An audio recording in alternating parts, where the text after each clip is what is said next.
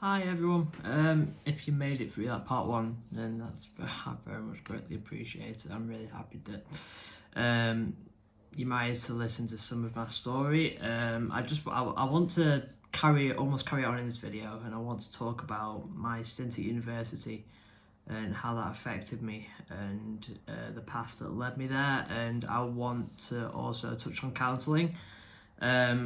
And kind of explain to you guys how counselling helped me, and what I also learned from those discussions and how valuable a discussion really actually can be, no matter who it's with. So I'm going to talk about going to university. So I went to university. It was very much a panic move, and if you have gone to university, now obviously it's a very difficult time, as I said in the last video, with the climate of the world at the moment, and I hope everyone's okay. I hope everyone's staying safe in the halls and in all the student houses. If anybody is struggling, then please don't be afraid to reach out, as that was my number one mistake, is not reaching out. And obviously, well, when I went, it wasn't in the midst of a pandemic, so I think I might have been quite fortunate in that one. So I might have missed a bullet a little bit, but so I went to university in Manchester, and I was very fortunate to have a couple of flatmates who were actually just really, really nice, and almost like developed into like a couple of sisters for me, which is just fantastic. I mean, I was so fortunate to have a couple of people like that in the flat. But I didn't, when I initially applied for university, I didn't actually think about what would be involved. I didn't think about the amount of time that I'd actually be spending by myself. I didn't think about how spread out my lectures would be. I mean, ultimately, I didn't realise how alone I would actually be. I didn't realise how much I'd have to keep myself occupied and keep my mind occupied. And that could be very much described as my biggest downfall at university. I think when I went to uni, I expected the social life, and that is something that I very much got, especially in the first year. It was fantastic. It was great. I mean, it was great. The nightlife in Manchester's class, but it became the norm of me going out, getting drunk, not going to uni, and then having to create a story to like kind of, as whenever your parents, not to disclose any secrets, but when your parents ring up and they ask, oh, how much was that? They always say, oh, it was about half the price of what it was. Or when you're at uni, when they're asking if you're going to your classes, you obviously are going to your classes, aren't you? Kind of obviously. So yeah, sorry mum. Sorry dad. But yeah, so at university, I just didn't account for how it would actually be. I had this little fairy tale in my head that it would be this massive great adventure where I'd get a degree and I'd get a lovely job at the end of it, and that's just not how it was. I mean, I didn't think that I'd have the struggle that I actually did. Not that is how university is for everyone. I want to make that perfectly clear that everybody is different. Not everybody will have the same experience that I did. Everyone is unique in their own way. So just don't judge your time, or don't judge your ambitions to go to university off of what I'm saying. I don't think that my experience is particularly unique with uni, but it most definitely is not the experience that everybody has. I want to make that really, really clear, because it is a fantastic thing to do, but it just wasn't the right thing for me, and that's it. But as uni went on, me not going to uni, as I was saying, me not going to uni, me getting drunk, waking up in the morning, feeling like rubbish, trying not to swear this time, hopefully I can last for the video, but waking up feeling like rubbish and spending the day in bed, eating £4 pizzas, and just really just neglecting any form of self-care.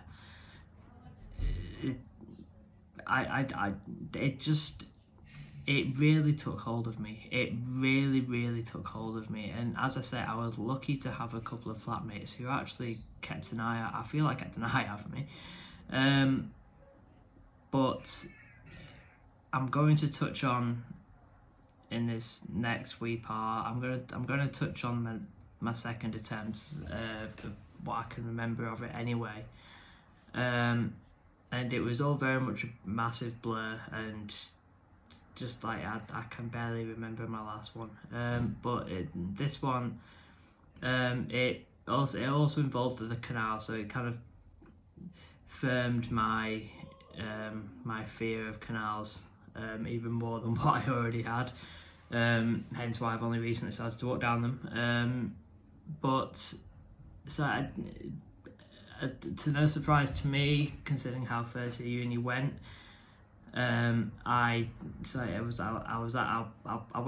went out for a night out, and I was I'm trying to remember what it was. I think it was on Deansgate. So I was on Deansgate with all my friends, and I started to feel myself getting very overwhelmed. I started to feel myself starting to panic, and the anxiety started to kick in, and all those little scenarios that buzz around your head also all started to just went wild. And I don't like talking about this. And I just said to one of my friends, like, I have to go home. I have to go back to the flat, or else it's not going to be pretty. So I went back to the flat, and it got worse from there. Because I was by myself, and it was the last thing that I should have done. I shouldn't have just left. So I went back to the flat, and from there on, it started to spiral quite considerably, and I found myself down by the side of the waterway again, and from there on, it's all very blank, which I think I'm actually quite happy about, because I don't want to remember what was going through my head. But I can tell you it was very similar to what I mentioned in the last video. It was that level of darkness, and all that stemmed from me not preparing for university, and me not preparing for the lifestyle that was involved, and me neglecting any form of self-care, me neglecting my medication, and as I said before, I just lost all form of control, and it didn't go well. The morning after, I very much have my brother to thank. And my mum. And my brother came to pick me up from Manchester, and took me back to his, and I got like the overwhelming dog perception. If any of you are dog lovers, then you'll get it. If a dog knows you, then Jesus Christ, you're gonna get attacked with affection, which is kind of what I needed, really. But so that more or less sums up university. I mean, obviously all the money issues kind of gather around as well, but I don't really want to touch on that. I only really want to talk about the mental side of things. But so we'll move on anyway. So we'll move on. So towards the end of uni, so I dropped out of uni in the second year. So towards the end of time of uni, I actually started counselling. And this was kind of like the first major side of counselling that I'd had to do with the mental health side of things, and to do with my anxiety and my depression. I had tried for the NHS, but unfortunately it hadn't come around quick enough.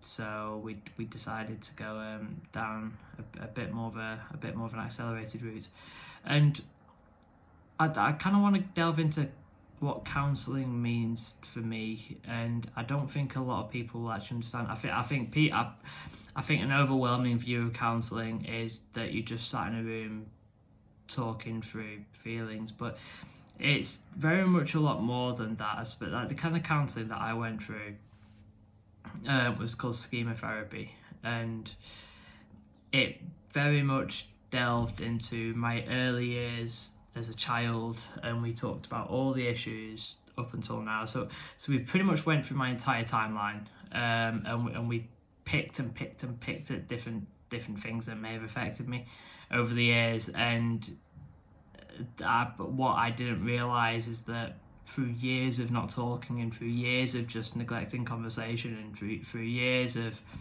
just not thinking about myself and not thinking that, wait, that's not right. I had issues that went from when I was like 6 or 7, that all the way till now. So you can imagine that there was quite a few things that we had to delve into. And it really was more of a it was more than a conversation, but it's difficult very much to put into words. But it's we went through the timeline and went through different types of techniques, of which I'll talk about more in the next video. So I'll dedicate the next video to talking about techniques and talking about practices that I've used over the years that have helped me get out of problems with anxiety and helped me get out of these low moods that used to happen almost every morning. So I'll very much delve right into detail about how I've got out of those situations in the next video. And I'm hoping that will provide a lot of help for people who are going through a similar situation. But I'd like to touch on like the importance of a conversation. So especially with counselling, I don't think people realise how big a conversation is for someone that's struggling at that moment in time. A conversation is, if not more useful than paracetamol with a headache. And I don't think people realise how important a conversation is. If you're going through a tough time and if you're having difficulties, I can very much vouch for this. Obviously, I stand by my statements of everyone is different, everyone's unique, everyone has their own ways. But I do think the one universal, almost like, I won't say cure, but the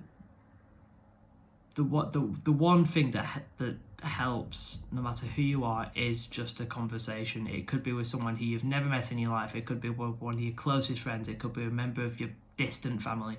It doesn't matter. A conversation with someone that's struggling, honestly, it might be difficult and it's a horrible thing to talk about mental health, and no one likes talking about it. I can show that by how uncomfortable I may have looked in the last video.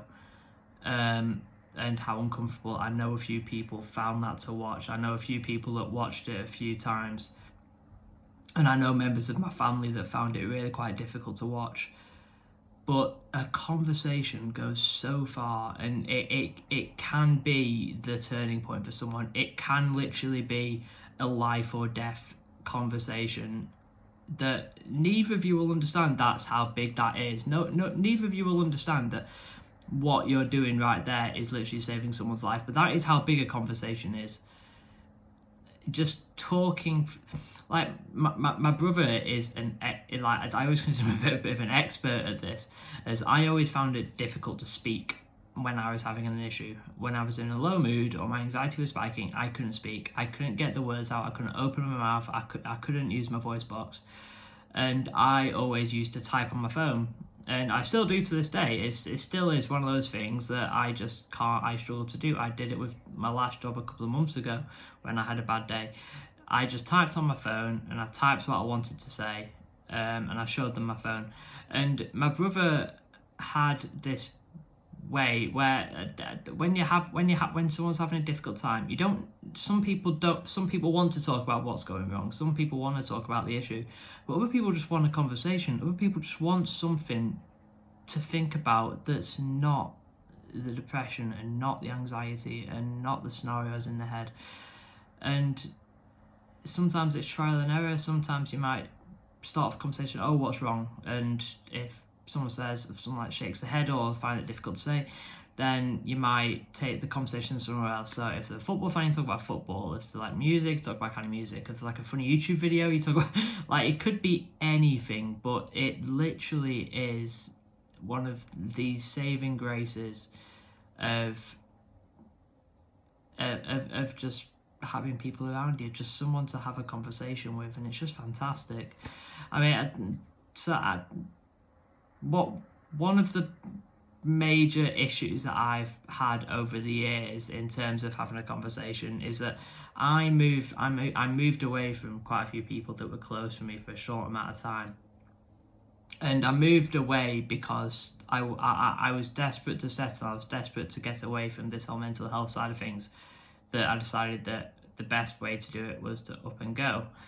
But unfortunately that didn't work out, so that brought me back to Bolton. But it's been a regular theme for me, that kind of movement, that kind of hopping and moving and not being able to settle down. And we talked about it in my counselling, and we put it down to an idea called psychological homelessness. And I had never heard of that term.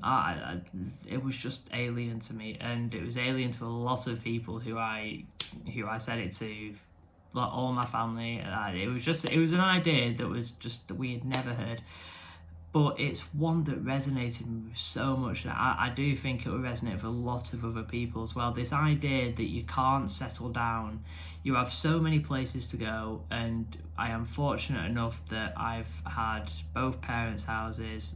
I can stay at my grandma's. I can go to Scotland, stay at my granddad's. I can stay at my brother's. I can stay at my uncle's. I am very fortunate in that sense. But this idea that I could not settle at a single place, I couldn't let my brain relax at a single place, and I was always looking to find that next fix rather than actually accepting where I am might actually help. So I do think that whole idea of psychological homelessness is really it really is something that I actually think could be quite common with quite a few people that suffer from a similar situation as me. But even with hopping about and even with having all these places to go, I want to go back and just say, just having a conversation, no matter where I am, I've always had some form of talking to friends, whether that be via Xbox, via group chat. I'll always go back and say, no matter where you are, as long as you can have a conversation, as long as you can have someone to talk to that can help you get out of that stint and help get you out of that hole that you've found yourself in, it genuinely is one of the most important things that can be around when you're suffering from any form of depression or anxiety. As I say, everyone is different, and I'll continue to say that because I want to stress it. I want to stress that I am quite happy to talk about my situation. I'm quite happy to talk about what I've been through, but everybody is different. There are no two people the same in this world. Even if you're twins, I don't care. There's no two people the same in this world, and everyone's situation is unique. Everyone's say on depression, anxiety is unique. But there's one thing that will always remain the same with everybody, and that is the absolute beauty of a conversation. That is the absolute beauty of and freedom and the ability to unlock any situation through conversation. And if you can do that, even if you have to type on your phone like I do, or if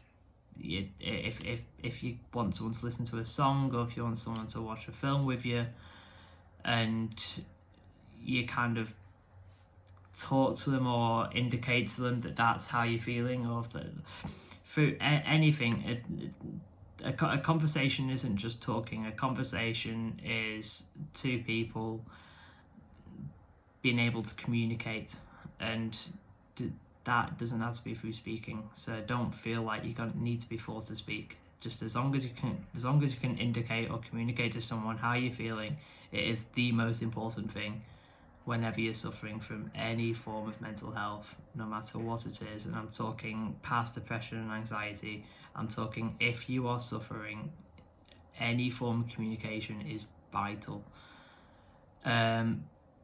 But on that note, because of how important I do consider that to be, I am going to leave it for this video now. As I say, I'm going to release a video in the next couple of days, and I'm going to talk about all the techniques and everything that I've used over the years to try and get myself out of any form of anxiety or any form of depression. So if you want to find that useful, if you want to I don't know, if you want to use it to be pushed in the right direction, or if you want to see if you've got anything in common with me, then do tune in. Hopefully, I'd say around similar time, really, mid-afternoon to noonish. I'll hopefully have it up on YouTube, and I'll put it on Facebook as well. If anybody has any questions, don't be afraid to leave a comment. If you want to tell me to fuck off again, do it. I know I couldn't not swear. But if anybody has anything to say, or if anybody needs a conversation, or if anybody needs a chat, I am here. I sit on Xbox all the time, if I'm not taking the dogs out, that is, which is like half an hour in a day. But yeah, so I am always here if anybody needs a chat. So if anybody just needs to disclose any information, I am always available if anybody needs any help, and I'll always make time for anybody, especially around these kind of topics or anything. As I'll end it on this, the conversation is the most important thing in the world. You take care, and I will see you in a couple of days.